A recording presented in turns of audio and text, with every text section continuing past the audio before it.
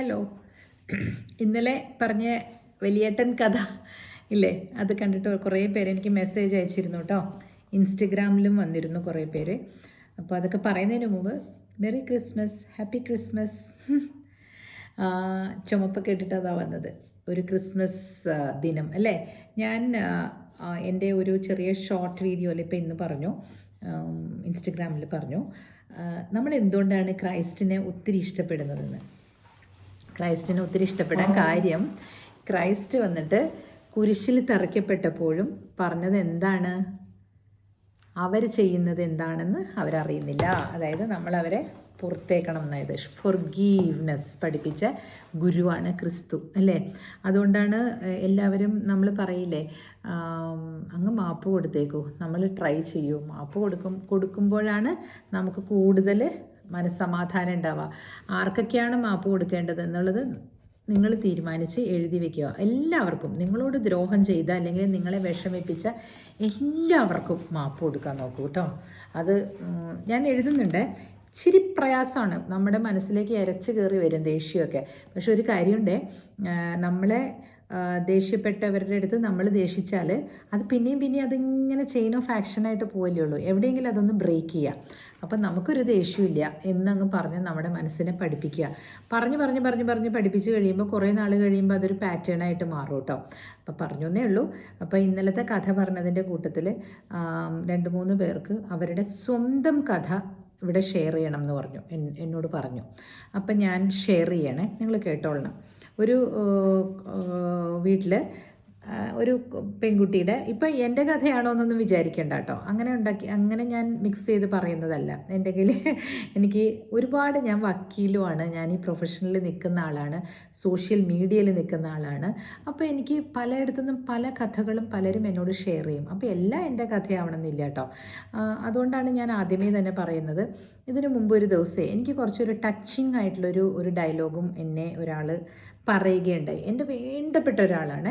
എന്നോട് പറഞ്ഞു, ഇപ്പോൾ എല്ലാവരും സോഷ്യൽ മീഡിയയിൽ ആകെ ചേച്ചിയെ അറിയും, ആകെ അറിയും, എങ്ങനെയാണെന്നറിയോ, അമ്മായിയമ്മയെ കുറ്റം പറയുന്ന ആളെന്ന് പറഞ്ഞിട്ട്.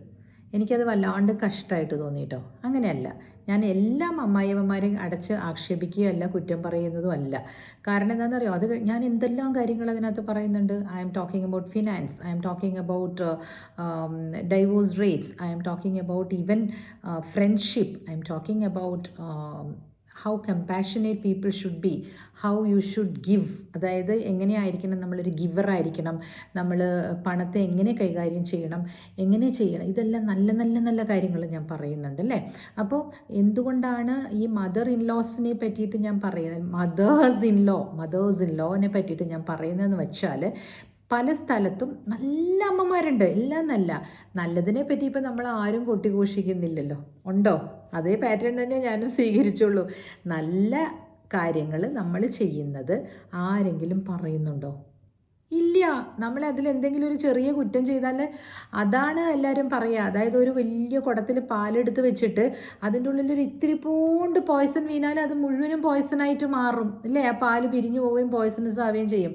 അപ്പം നമ്മൾ അത് തന്നെയാണ് ഇവിടെ സംഭവിച്ചുകൊണ്ടിരിക്കുന്നത്. എൻ്റെ വീഡിയോസ് അത് 3 മില്യൺ ആൾക്കാർ കണ്ടു എന്നുള്ളതാണ്. അതായത് ചില കാര്യങ്ങൾ, ഒരു വീട്ടിൽ നടക്കുന്ന കാര്യങ്ങൾ ഞാൻ പറഞ്ഞപ്പോൾ, അപ്പോൾ അത് റെസൊനേറ്റ് ചെയ്യാൻ പറ്റുന്നുണ്ട് ചില ആളുകൾക്ക് എന്നാണ് അതിൻ്റെ അർത്ഥം.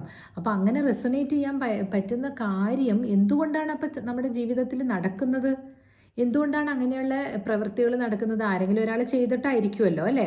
അപ്പോൾ അത് ചെയ്യാതിരിക്കാൻ വേണ്ടിയിട്ടും, ഇത് കേൾക്കുമ്പോൾ ഒരു അരോചകമായിട്ട് തോന്നുന്നുണ്ടാവുമെങ്കിൽ, അപ്പോൾ അരോചകമായ പ്രവൃത്തികൾ എന്തിനാണ് ചെയ്യുന്നത് അല്ലേ?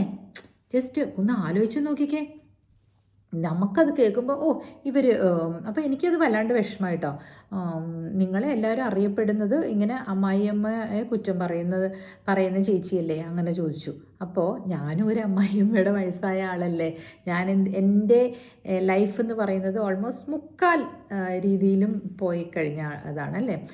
എന്നെ ഒരു ഇൻഡിവിജ്വലായിട്ട് കണ്ടാൽ മതി. ഞാൻ ഒരു സോഷ്യൽ മീഡിയ പ്രാക്ടീഷണറായിട്ടാണ് ഇപ്പോൾ പോയിക്കൊണ്ടിരിക്കുന്നത്. ഞാനിപ്പം ലോ പ്രാക്ടീസ് ചെയ്യാത്തത് കൊണ്ട് എൻ്റെ ഇടനേരങ്ങളിൽ ഞാൻ അക്വയർ ചെയ്ത നോളജും എക്സ്പീരിയൻസുമാണ് ഞാനിവിടെ പറയുന്നത്. അത് എല്ലാം വന്നിട്ട് ഞാൻ അനുഭവിച്ചത് തന്നെ പറയണം എന്നില്ലല്ലോ കേട്ടോ. അപ്പോൾ അത് ഇവിടെ എന്തിനാണ് പറയുന്നതെന്ന് വെച്ചാൽ, അങ്ങനെ ആ കമൻറ്റ് കേട്ടപ്പോൾ ഞാൻ വിചാരിച്ചു, അപ്പം നല്ലത് പറഞ്ഞതൊന്നും ആരും പറയാനില്ലല്ലോ, ഇതിലൊരു ചെറുത് 3 4 മാക്സിമം ഞാനൊരു 1000 വീഡിയോസ് ഇട്ടിട്ടുണ്ടെങ്കിൽ അതിൽ ഒരു 10 ഉണ്ടാവുള്ളൂ, അതിൽ കൂടുതലുണ്ടാവില്ല ഇങ്ങനത്തെ റിലേഷൻഷിപ്പിനെ പറ്റിയും ആളുകൾ മോശമായിട്ട് പെരുമാറുന്നതിനെ പറ്റിയും. അതെല്ലാം എൻ്റെ വീട്ടിൽ നടന്നൊന്നുമല്ല എല്ലാം ഒന്നും. അതൊന്നും മനസ്സിലാക്കിക്കോളൂ.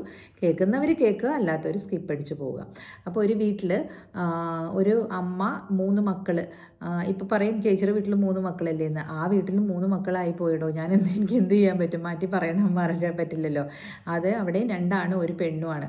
അപ്പോൾ ആ അച്ഛൻ, അത് വേറെ സമുദായമാണ് കേട്ടോ, ഹിന്ദു സമുദായമല്ല.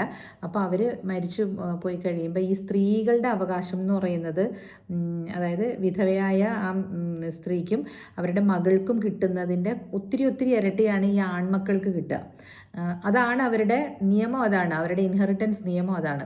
അങ്ങനെ ചെയ്തു കഴിഞ്ഞപ്പോൾ ഈ മൂത്ത മകനാണ് അവരുടെ മൂത്ത മകൻ്റെ ഭാര്യയുടെ സ്വർണ്ണമൊക്കെ എടുത്തൊക്കെയാണ് അവർ വീട്ടിന് വേണ്ടിയിട്ട് ചിലവാക്കി, പെങ്ങളെ കല്യാണം കഴിക്കാൻ ചിലവാക്കി, എല്ലാം ചെയ്തു കഴിഞ്ഞപ്പം അവർക്ക് അവരുടെ ഒരു ബോധമാണല്ലോ, ഈ വീടിൻ്റെ എത്രയോ ഭാഗം കൂടുതൽ അവർക്കുള്ളതാണെന്നുള്ളൊരു ബോധമുണ്ടല്ലോ. രണ്ടാമത്തെ ആ അനുജൻ കല്യാണം കഴിച്ചിട്ടില്ല എന്ന് തോന്നുന്നു, പെങ്ങൾ കല്യാണം കഴിച്ചു പോയി.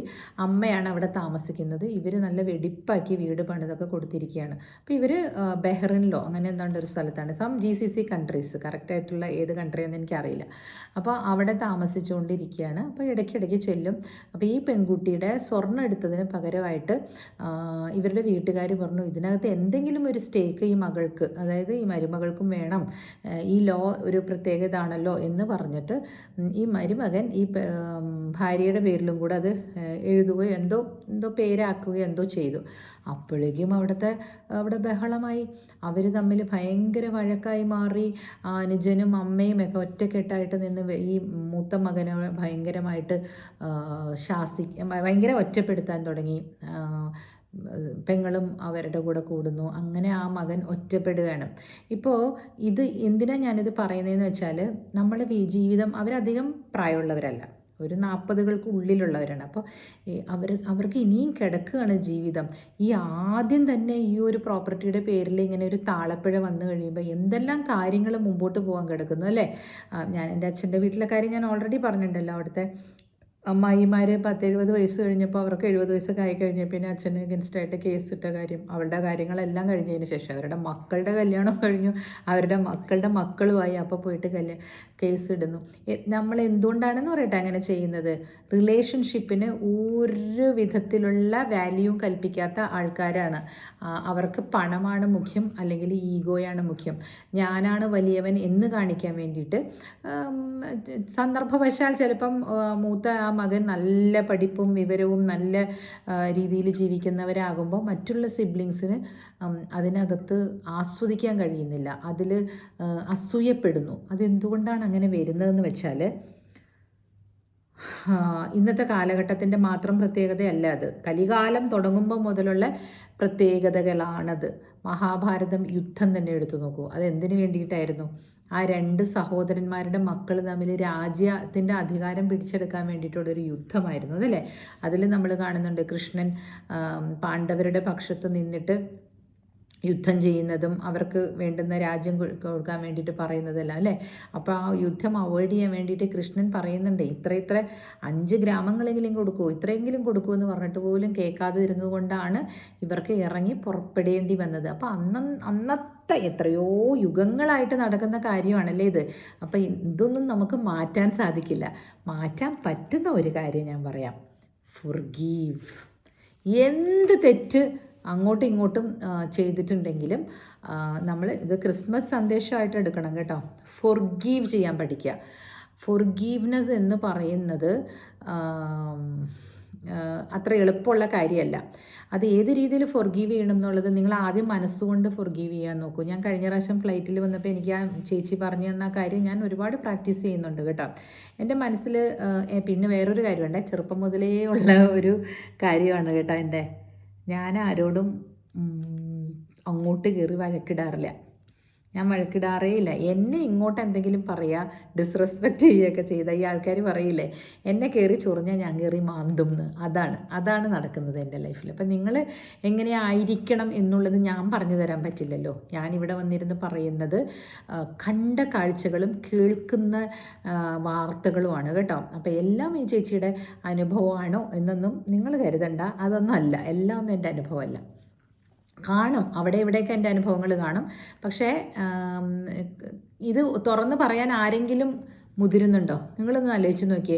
ഇപ്പോൾ പേളി മാണി ഷോ അല്ലെങ്കിൽ വേറെ ആരുടെയെങ്കിലുമൊക്കെ ഷോ കാണുമ്പോൾ എല്ലാവരും ഷോയാണ്. രഞ്ജിനി ഹരിദാസ് അവരുടെയൊക്കെ ഇത് ആൾക്കാരിരുന്ന് കാണുന്നുണ്ട്. ഈ ഷോ കാണിച്ചിട്ട് എന്ത് ചെയ്യാനായിട്ടാണ്?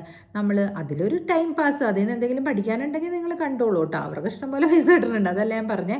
ആ ഷോയാണത്, അത് ഷോ ആയിട്ട് തന്നെ കാണണം. എൻ്റേത് ഷോ അല്ല കേട്ടോ, ജീവിതമാണ്. ഞാൻ കണ്ടറിഞ്ഞ ആ സ്പന്ദനം തൊട്ടറിഞ്ഞു എന്ന് പറയണില്ലേ, അതാണ് ഞാൻ നിങ്ങളടുത്ത് പറയണത്. ഞാൻ ഒരു ചീത്തക്കുട്ടിയായിട്ട് ആളുകളെ ഇവരൊരു കുടുംബം കലക്കിയായിട്ട് ആളുകൾ എന്നെ കണ്ടേക്കാം, ഞാനിത് തുറന്ന് പറയുന്നത് കൊണ്ട്. പക്ഷേ എനിക്ക് പറയാതിരിക്കാൻ വയ്യ, എനിക്ക് ഷോ കാണിക്കാൻ അറിയില്ല. അങ്ങനെ എന്നെ ഇഷ്ടപ്പെടുന്ന ആൾക്കാർ മാത്രം എൻ്റെ കൂടെ കൂടിയാൽ മതി. എനിക്ക് ഷോ കാണിക്കാൻ അറിയേയില്ല. ഞാൻ പറയുന്നത് പച്ച പരമാർത്ഥവും വാസ്തവമാണ്. ഓരോരോ വീടുകളിൽ ഓരോരുത്തർ വരുത്തി വെക്കുന്ന വിനകളാണ് ഞാൻ പറഞ്ഞു തരുന്നത്. അപ്പോൾ നമ്മൾ ആസ് എ പേഴ്സൺ, ഇപ്പം നിങ്ങൾ ഒരാളിപ്പോൾ എന്നെ കേൾക്കുമ്പോൾ അവിടെ ഇരുന്ന് കേൾക്കുന്നവർ, അപ്പോൾ ചേച്ചി എന്തായിരിക്കും സജസ്റ്റ് ചെയ്യുന്നതെന്ന് വെച്ചാൽ, I will suggest only forgiveness. അതേ നമുക്ക് ചെയ്യാൻ പറ്റുള്ളൂ. നമ്മുടെ സൈഡിൽ നിന്ന് നമുക്ക് അതേ ചെയ്യാൻ പറ്റുള്ളൂ. അവരോട് നമ്മൾ തല്ലുപിടിക്കാൻ പോയി കഴിഞ്ഞിട്ടുണ്ടെങ്കിൽ നമ്മളുടെ മനസ്സമാധാനം പോകും. അവരോട് നമ്മൾ അതേ നാണയത്തിൽ തിരിച്ചടിക്കാൻ പോയി കഴിഞ്ഞാൽ നമ്മൾ കൊച്ചാവുകയാണ് ചെയ്യുന്നത്. അപ്പം നിങ്ങളെ ഇൻസൾട്ട് ചെയ്ത ആളെ അപ്പം നിങ്ങൾ അതേ രീതിയിൽ ഇൻസൾട്ട് ചെയ്യാൻ പോയി കഴിഞ്ഞാൽ അത് പിന്നെയും ഒരു ചെയിൻ ഓഫ് ആക്ഷനായിട്ട് വന്നുകൊണ്ടിരിക്കും. അതിന് അങ്ങ് ഇഗ്നോർ ചെയ്ത് വിടുക. എനിക്ക് ബുദ്ധിമുട്ടുണ്ടായിട്ടോ, എനിക്ക് കുറച്ച് സംഭവങ്ങളൊക്കെ ഉണ്ടായി, അതൊക്കെ ഞാൻ വഴിയെ പറയാം, പിന്നെ പറയാം. പക്ഷേ അതൊന്നും നമ്മളെ ബാധിക്കുന്നതല്ല. അതൊക്കെ നമ്മുടെ പാത്തിൽ നിന്ന്, അല്ലെങ്കിൽ നമുക്കുള്ള ഒരു ഗോൾ ഉണ്ടാവും, എന്തെങ്കിലും ഒരു ഗോൾ ഉണ്ടാവുമല്ലോ. ആ ഗോളിൽ നിന്ന് നമ്മളുടെ ശ്രദ്ധ മാറ്റാൻ വേണ്ടിയിട്ട് ആരെങ്കിലുമൊക്കെ നമ്മളോട് അസൂയുള്ളവർ, കുശുമ്പുള്ളവർ ചെയ്യുന്നതാണെന്ന് കരുതി നിങ്ങൾ മുന്നോട്ട് പോവുക. ഫോർഗീവ് ദം. യേശുക്രിസ്തു പഠിപ്പിച്ച അതേ പാഠം നമ്മളൊന്ന് പ്രാവർത്തികമാക്കാൻ നോക്കും. അപ്പോൾ പറയും, യേശുക്രിസ്തുവിനെ കുരിശിൽ തറച്ച് തന്നിട്ട് പോയില്ലേ എന്ന് ചോദിച്ചാൽ ഇതിൽ 3-ാം ദിവസത്തിൽ അദ്ദേഹത്തിന് എലിവേഷൻ കിട്ടിക്കഴിഞ്ഞു അല്ലേ, പുനർജനിച്ചു, അദ്ദേഹം കാണിച്ചു കഴിഞ്ഞു, ഞാൻ ഇത്ര നന്മയുള്ള ഇതാണെന്ന് കാണിച്ചു കഴിഞ്ഞു. അതെല്ലാം ആ ബൈബിൾ വാചകങ്ങളും അതൊക്കെ നമ്മളെ ഒരു ഗൈഡാണ്, നമുക്ക് മുന്നോട്ട് കൊണ്ടുപോകാൻ, നമ്മളെ മുമ്പോട്ട് നടത്തിക്കാൻ വേണ്ടിയിട്ട്. ദൈവങ്ങളുടെ രൂപത്തിൽ മനുഷ്യജന്മം എടുത്തിട്ട് ദൈവങ്ങൾ വന്ന് നമ്മളെ പറഞ്ഞു തരികയാണ്. അതൊക്കെ ഇനിയിപ്പോൾ ചിലർ പറയുമ്പോൾ ഈ ചേച്ചി പറയുന്ന പോലെയൊന്നും നമുക്ക് കഴിയാൻ പറ്റുമൊന്നുമില്ല, പിന്നെ നമ്മളെന്താ ഈശോ മിശിഹായല്ലേ അങ്ങനെ ചോദിക്കും. അങ്ങനെ ഈശോ മിശിഹായ ആവൊന്നും വേണ്ട, വഴിമാറിപ്പോകാം, നമുക്ക് വഴിമാറിപ്പോകാം കേട്ടോ. അതായിരിക്കും കുറച്ചുകൂടി നല്ലത്.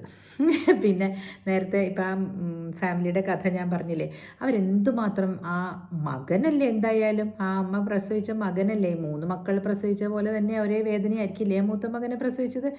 അതിലൊരു കാരണം ഞാൻ കണ്ടെത്തുന്നത് എന്താണെന്ന് വെച്ചാൽ, ഈ മകന് ഒരു പങ്കാളി വന്ന് നല്ല സ്ട്രോങ് ആയിട്ട് നിന്ന് ആ മകനെ ഒരു കൈ കൊടുത്ത് മുമ്പോട്ട് കൊണ്ടുപോവുകയാണെങ്കിൽ സന്തോഷിക്കുകയാണ് വേണ്ടത്. നമ്മൾ എൻ്റെ പ്രായത്തിലുള്ള അമ്മമാരോടാണ്, നമ്മൾ സന്തോഷത്തോടെ ആ മകൻ നന്നായി ജീവിക്കുന്നു, ആ മകന് നല്ല കാര്യങ്ങൾ സംഭവിക്കുന്നു എന്ന് നമ്മൾ ഈശ്വരനോട് കൈയെടുത്ത് കുമ്പിട്ട് ഗ്രാറ്റിറ്റ്യൂഡ് പറയുക. കാരണം ആ ഭാര്യ ആയിരിക്കാം, ആ ഭാര്യ കൊണ്ടുവന്ന പൊന്നും പണവും, അല്ലെങ്കിൽ അവളുടെ ജോലി, അവൾ കൊണ്ടുവരുന്ന സാലറി, ഇതൊക്കെ തന്നെയായിരിക്കാം ആ മകനും ഒരു മുതൽക്കൂട്ടായിട്ട് മുമ്പോട്ട് പോകുന്നത്. അത് നമ്മൾ അക്നോളജ് ചെയ്യണം, നമ്മളത് അക്സെപ്റ്റ് ചെയ്യണം. യൂണിവേഴ്സിൻ്റെ മുമ്പിൽ നമ്മളത് അക്സെപ്റ്റ് ചെയ്യുമ്പോൾ നമുക്ക് നന്മകൾ വന്നുകൊണ്ടേയിരിക്കും. നമ്മളുടെ അന്ത്യശ്വാസം നമ്മൾ വലിക്കുന്നത് വരയ്ക്കും നമുക്ക് നന്മ വന്നുകൊണ്ടേയിരിക്കും. ഇല്ലേ? തോന്നുന്നില്ലേ? പിന്നെ വേറെ ചില ഒരു ആളുകളെ ഞാൻ കണ്ടേക്കുന്നതേ, ഇപ്പോൾ ഈ ശ്രീനിവാസൻ പറഞ്ഞ ചില കാര്യങ്ങളൊക്കെ ഇപ്പം ഇങ്ങനെ ഒരുപാട് വരുന്നുണ്ടല്ലോ. അതിലൊരു ഇതിൽ കണ്ടതാണേ, ശ്രീനിവാസൻ ഈ ഒരു ഫ്ലൈറ്റിൽ പോകുമായിരുന്നു കേട്ടോ. എന്ന് പറഞ്ഞാൽ അതെന്താ പറയാൻ കാര്യം എന്ന് വെച്ചാൽ, നമ്മളിപ്പം ഉയർന്ന രീതിയിലേക്ക് വരികയാണ് ഒരു മകൻ അല്ലെങ്കിൽ ഒരു മകൾ എന്ന് വിചാരിച്ചോ. അപ്പോൾ അവരോട് മറ്റുള്ളവർക്ക് ഒരു ചെറിയ അസ്കിസ്കിസ്കിത ഉണ്ടാവും അല്ലേ, അസഹിഷ്ണുത എന്ന് പറഞ്ഞാണ്. അതെന്തിനാണെന്ന് വെച്ചാൽ, അതെന്തുകൊണ്ടാണെന്ന് വെച്ചാൽ, അവർ വിചാരിച്ചിരുന്ന അല്ലെങ്കിൽ XYZ വിചാരിച്ചിരുന്ന ഒരു കാര്യമായിരിക്കാം നമ്മൾ ചെയ്തുകൊണ്ടിരിക്കുന്നതെങ്കിൽ അവർക്ക് ആ കാണുന്നവർക്ക് എനിക്ക് അങ്ങനെ ആവാൻ പറ്റിയില്ലല്ലോ എന്ന് ചിന്തിച്ചേക്കാം. അതുകൊണ്ടായിരിക്കാം അങ്ങനെ ഒരു അസ്കസ്കസ്ത വരുന്നത് അല്ലെങ്കിൽ അസഹിഷ്ണുത വരുന്നത്. പലരെയും ഞാനങ്ങനെ കണ്ടിട്ടുണ്ട്. അപ്പോൾ അങ്ങനെ പറഞ്ഞ് ചിലർ നമ്മൾ ചെയ്യുന്നത് കാണുമ്പോൾ അപ്രിഷ്യേറ്റ് ചെയ്യുന്നവരുണ്ട് കേട്ടോ. എനിക്ക് അങ്ങനെ ആകാൻ പറ്റിയില്ലെങ്കിലും എൻ്റെ ഫ്രണ്ട് അതുപോലെ ആയല്ലോ, അല്ലെങ്കിൽ എൻ്റെ അനുജത്തി അങ്ങനെ ആയല്ലോ, അല്ലെങ്കിൽ എൻ്റെ ചേച്ചി അങ്ങനെ ആയല്ലോ, അങ്ങനെ വിചാരിക്കുന്ന ആൾക്കാരുണ്ട്. അല്ലെങ്കിൽ ബ്രദർ അങ്ങനെ ആയല്ലോ. അങ്ങനെ വിചാരിക്കാൻ പറ്റാത്തവർക്ക് അതെല്ലായിടത്തും ഉള്ളതാണ്. അതാണ് ഈ കഥ, ശ്രീനിവാസൻ പറഞ്ഞൊരു കഥ. അതങ്ങനെയാണ്. നമ്മളൊരു വലിയ ആളാണെന്നൊന്നും അത്ര ആരും അംഗീകരിക്കാത്ത പോലെ ഇരിക്കുന്നത്. അത് ശ്രീനിവാസൻ്റെ ഫ്ലൈറ്റിൽ പോകുമ്പോൾ ശ്രീനിവാസൻ്റെ അടുത്ത് ഒരു പ്രവാസിയായിട്ടുള്ള ഒരു അമേരിക്കൻ റിട്ടേൺ ഒരു മലയാളി ഇരിപ്പുണ്ടായിരുന്നു. അപ്പോൾ ഇദ്ദേഹം മദ്രാസിലേക്കോ എവിടേക്കോ ഉള്ളൊരു ഷോർട്ട് ഫ്ലൈറ്റിൽ ഇങ്ങനെ ഇരിക്കുമ്പം ശ്രീനിവാസൻ അങ്ങനെ ചിരിച്ചിട്ട് ഇങ്ങനെ ഇരുന്നു. അപ്പം അങ്ങനെ ഒന്നും മനസ്സിലാകാത്ത പോലെയൊക്കെ നടിച്ചിട്ടിരുന്നു. ഒരു കുറച്ച് നേരം കഴിഞ്ഞപ്പോൾ ഒരു സംഭാഷണം തുടങ്ങി. എന്ത് ചെയ്യുന്നു ശ്രീനിവാസനോട് ചോദിക്കുകയാണ് കേട്ടോ. ശ്രീനിവാസൻ ഒട്ടുമിക്ക മലയാളികൾ തേന്മാവിൻ കൊമ്പത്തൊക്കെ റിലീസ് ചെയ്തതിന് ശേഷമൊക്കെയാണ് ഒട്ടുമിക്ക മലയാളികൾക്കും ശ്രീനിവാസനെ അറിയാം. അപ്പോൾ ഇയാൾ ചോദിക്കുകയാണ്. അപ്പോൾ ഈ പ്രവാസി ഇങ്ങനെ ചോദിച്ചപ്പോൾ ശ്രീനിവാസന് മനസ്സിലായി ആക്കുന്നതാണ്. അപ്പോൾ പറഞ്ഞേ, ഞാൻ സിനിമയിലൊക്കെ ഉണ്ട്. ഓ അതെയോ, സിനിമയിൽ ഏത്? എൻ്റെ പേര് യേശുദാസ് എന്നാണ്, ഞാൻ പാട്ടൊക്കെ പാടും എന്ന് പറഞ്ഞിട്ടിങ്ങനെ ഇരുന്നു. അയാൾ ചമ്മി നാറി എന്ന് പറഞ്ഞ പോലെ നമ്മൾ ഈ തരത്തിലായിരിക്കണം നമ്മുടെ അപ്രോച്ച്. മനസ്സിലായില്ലേ? ഞാനങ്ങനെ ഇതാണ്. യേശുദാസിനെ അറിയാത്ത മലയാളി ഉണ്ടോ? അയാൾക്ക് എന്തായാലും അറിയാം യേശുദാസ് അല്ല, അയാൾക്ക് ശ്രീനിവാസൻ തന്നെയാണെന്ന് അയാൾക്ക് അറിയാം. വെറുതെ ഒന്ന് കൊച്ചാക്കാൻ വേണ്ടിയിട്ട്. ഇപ്പോൾ ഞാനീ പറഞ്ഞ് ചിരിച്ചില്ലേ, ഇത് ഈ സ്റ്റോയിക് സിദ്ധാന്തത്തിൽ പറയുന്നുണ്ട്. ഇങ്ങനെ ഓരോ സംഭവങ്ങൾ കേൾക്കുമ്പോൾ നമ്മളൊന്ന് ആലോചിച്ച് നോക്കണം. ഇപ്പം ഞാൻ ആലോചിക്കണം, ഇപ്പം ശ്രീനിവാസൻ പറഞ്ഞത് കേൾക്കുമ്പോൾ ഞാൻ ആലോചിക്കണം, ഞാനിങ്ങനെ വല്ലതും ചെയ്തിട്ടുണ്ടോ? അങ്ങനെ ആലോചിക്കണം. അപ്പം ഞാൻ ആലോചിച്ചു, ഞാനിങ്ങനെ ഒരു കാര്യം ചെയ്തിട്ടുണ്ട്. അത് ഞാനും പറയാം. ഞാൻ ചെയ്തിട്ടുണ്ട് ഇതുപോലെ.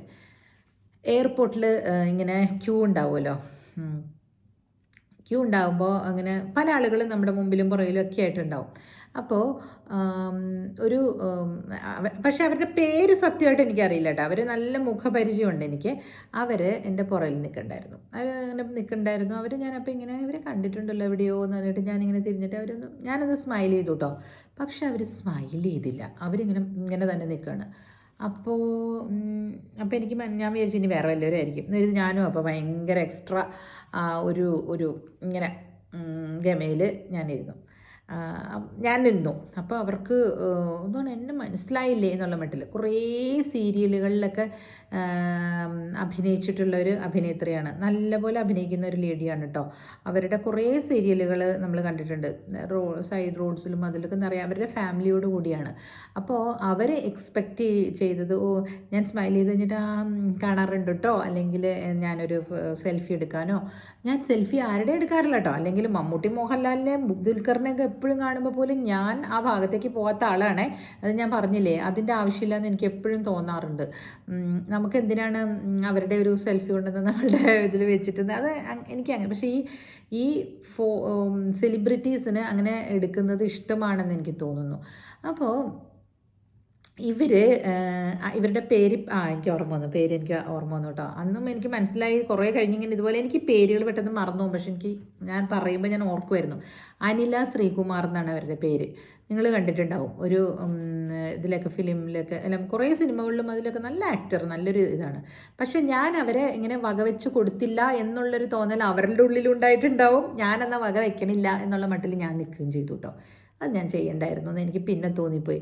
അവർ ഇത്രയും കഷ്ടപ്പെട്ട് അവർ ഇതിലൊക്കെ വന്ന് നിൽക്കുന്നതല്ലേ, അപ്പോൾ എനിക്കൊന്ന് പറയാമായിരുന്നു. ഞാൻ സ്മൈൽ ചെയ്തപ്പോൾ അവർ തിരിച്ച് സ്മൈൽ ചെയ്തിരുന്നുകൊണ്ടായിരിക്കും, ഒരു പക്ഷേ അവർ കണ്ടില്ലായിരുന്നിരിക്കും. അപ്പോൾ ഇതെന്തിനാണ് ഞാൻ ഈ സിദ്ധാന്തം പറഞ്ഞതെന്ന് വെച്ചാൽ, നമ്മൾ ആരെങ്കിലും ഒന്ന് ക്രിട്ടിസൈസ് ചെയ്ത് ചിരിക്കുകയും സംസാരിക്കുകയൊക്കെ ചെയ്തില്ലേ, ഇപ്പോൾ ശ്രീനിവാസൻ പറഞ്ഞ പോലെ നമ്മളിപ്പോൾ ചിരിച്ചില്ലേ അത് കേട്ടപ്പോൾ. അപ്പം ഞാനതുപോലെ ചെയ്തിട്ടുണ്ടോയെന്ന് റിട്രോസ്പെക്ഷൻ വേണമെന്ന് പറയാൻ വേണ്ടിയിട്ടാണ്. അതാണ് എൻ്റെ ടേക്ക് അവേ. ഞാനിപ്പോൾ നിങ്ങൾക്ക് പറഞ്ഞില്ലേ ഞാൻ ചെയ്തിട്ടുണ്ടെന്ന്. അതുപോലെ നിങ്ങൾ ഇന്ന് നിങ്ങളുടെ ഒരു ഇതെടുത്ത് നിങ്ങൾ എന്തെങ്കിലും ഒരു റീല് കാണുമ്പോൾ നിങ്ങൾ ചിരിക്കുകയൊക്കെ ചെയ്യുകയാണെങ്കിൽ, ഇപ്പോൾ ഏതെങ്കിലും ഒരു ആൾ അതിലൂടെ പോകുമ്പോൾ ഒട്ടും ഭംഗിയില്ലാത്ത ഒരാളെ കാണുമ്പോൾ നിങ്ങൾ കമൻറ്റ് അടിക്കുകയോ അങ്ങനെ എന്തെങ്കിലും ചെയ്തിട്ടുണ്ട്, കമൻറ്റ്സ് വരുമല്ലോ ഇതിനകത്ത്, അവൻ്റെ ഇത് കണ്ടില്ലേ. ഈ ദിലീപിൻ്റെ സിനിമകൾക്കുള്ളൊരു ദോഷം ഞാൻ കണ്ടേക്കുന്നത് അതാണ്. ആളുകളുടെ വൈകല്യത്തിന് അയാൾ ഭയങ്കരമായിട്ട് യൂസ് ചെയ്ത് പൈസ ആക്കിയിട്ടുണ്ട്. ഇത്രയും വിരൂപനായിട്ടുള്ള ഒരാളെയൊന്നും ഞാൻ കണ്ടിട്ടില്ല. ഒരു ഇതിനകത്ത് പല്ല് പൊന്തിയിട്ട് കാലിങ്ങനെ വെച്ചിട്ട് ഒരു ഇതായിട്ടൊക്കെ ദിലീപ് അഭിനയിച്ച ഒരു സിനിമയൊക്കെ ഉണ്ടല്ലോ, അതൊക്കെ കണ്ട് നമ്മളിരുന്ന് ചിരിച്ചിട്ടുണ്ട്. പക്ഷേ ഇപ്പോൾ എനിക്ക് മനസ്സിലാകുന്നു, അത്തരത്തിലുള്ള movies I don't think it is good. അതൊരു സർക്യാസം ആളുകളുടെ വൈകല്യത്തിനെ വെച്ച് ചെയ്യുന്നത് ശരിയാണെന്ന് എനിക്ക് തോന്നുന്നില്ല. അവരങ്ങനെ ജനിച്ചത്, അല്ലെങ്കിൽ ഇപ്പോൾ മുടന്തനായിട്ട് ജനിച്ചതോ പല്ല് പൊന്തിയവനായിട്ട് ജനിച്ചതോ ഒന്നും അവരങ്ങനെ വേണ്ടണം എന്ന് വെച്ചിട്ടായതല്ലോ. പക്ഷേ നമ്മൾ അവരെ വെച്ചിട്ട്, അതായത് ഇപ്പോൾ ദിലീപ് എന്ന് പറയുന്ന അവരൊക്കെ തന്നെ അവരെ വെച്ചിട്ട് അതൊരു സിനിമയാക്കിയിട്ട് അതിൻ്റെ ഉള്ളിൽ കുറേ ആവശ്യമില്ലാത്ത ഡയലോഗ്സ് വെച്ചിട്ട് നമ്മളെല്ലാവരും ഇരുന്ന് കൈതട്ടി ചിരിച്ചു അല്ലേ. അത് ചിരിക്കേണ്ട ഒരു കാര്യമല്ല. ആളുകളുടെ വൈകല്യങ്ങൾ ചിരിക്കേണ്ട കാര്യമല്ല. ഇതൊക്കെ നമ്മൾ മനസ്സിലാക്കേണ്ടത് തന്നെയാണ്. അപ്പോൾ നമ്മൾ അങ്ങനെയുള്ള കാര്യങ്ങൾ ഡിറ്റസ്റ്റ് ചെയ്യാൻ തുടങ്ങണം അല്ലേ. അപ്പോൾ ചേച്ചി അങ്ങനെ പറയാൻ പറ്റും, എന്താ അങ്ങനെ പറയുന്നതിന്?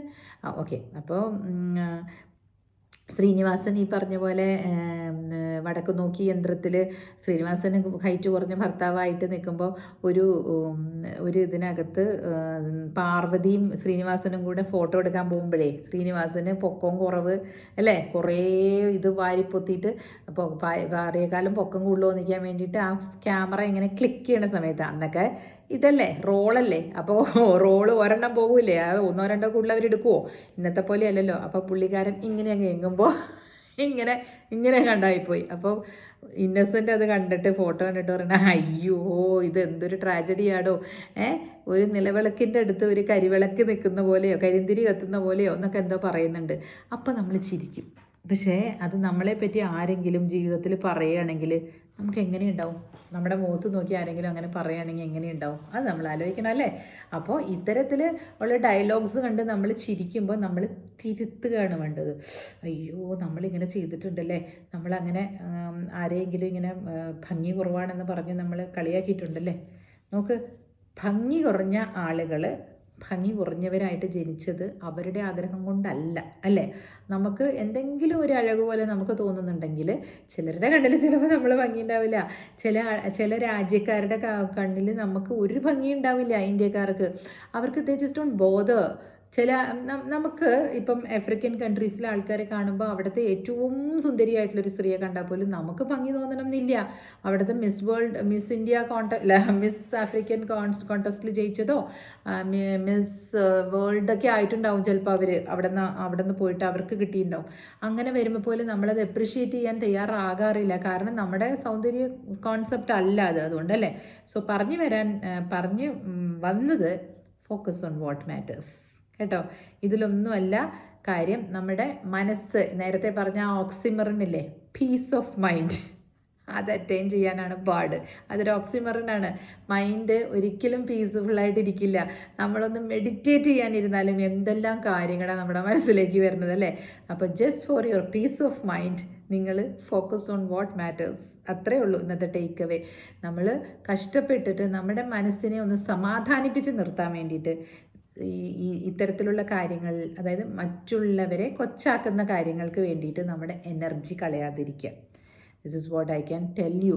അത് ഇനിയും ഇത് തന്നെയാണ് ഞാൻ പറയാൻ പോകുന്നത്. റെപ്പിറ്റീഷൻ ആണെന്ന് തോന്നണ്ട കേട്ടോ. ബിക്കോസ് പറഞ്ഞ് നമ്മളെ തന്നെ നമ്മൾ മാറ്റാൻ ശ്രമിക്കുക. അപ്പോൾ ഞാൻ നേരത്തെ പറഞ്ഞ പോലെ ക്രിസ്തു പറഞ്ഞതും ആ ഒരു സന്ദേശം നമ്മളിന്ന് എടുക്കണം. ഫൊർഗീവ്നെസ് അത് ആവശ്യമാണ്. എന്തിനു വേണ്ടിയിട്ട്? നേരത്തെ പറഞ്ഞ പീസ് ഓഫ് മൈൻഡിന് വേണ്ടിയിട്ട്. അല്ലെങ്കിൽ നമ്മൾ നമ്മുടെ മനസ്സിൽ തന്നെയാണ് കലമ്പൽ കൂട്ടിക്കൊണ്ടിരിക്കുക. അപ്പോൾ ഹാപ്പി ക്രിസ്മസ്. നാളെ കാണാം. സബ്സ്ക്രൈബ് ചെയ്യണം കേട്ടോ പ്ലീസ്.